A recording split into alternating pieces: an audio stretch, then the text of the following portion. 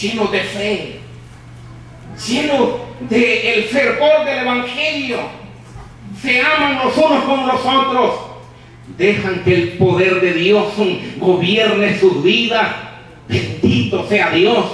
Manténganse en esa armonía, manténganse en ese fluir del Espíritu Santo, porque es peligroso si nosotros nos descuidamos.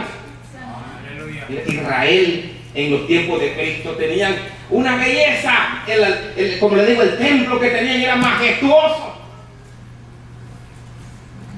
Usted sabe que dan un poquito de doctrina acá. Usted ha leído en el libro de Hechos, ¿verdad? Por ahí en el capítulo 3, cuando dice que Pedro y Juan iban al templo. ¿A cuál dice? Donde estaba un cojo que ponían en la puerta. Los que leen la Biblia, al templo, la Hermosa. Entonces usted sabe que para los judíos nunca existió un templo llamado la Hermosa, porque ellos tenían un solo templo, el templo de Herodes que les había hecho, que antes había estado el de Salomón. Entonces, ¿por qué dice que subían al templo a la hora de la oración, al templo de Hermosa? Esto ya quiere, hermanos, es meterme un poquito en los libros de historia. Y lo que sucede es que para todos los que no eran de Israel, y más que todo para los romanos y para los griegos, la arquitectura con la que habían hecho los atrios del templo eran imponentes.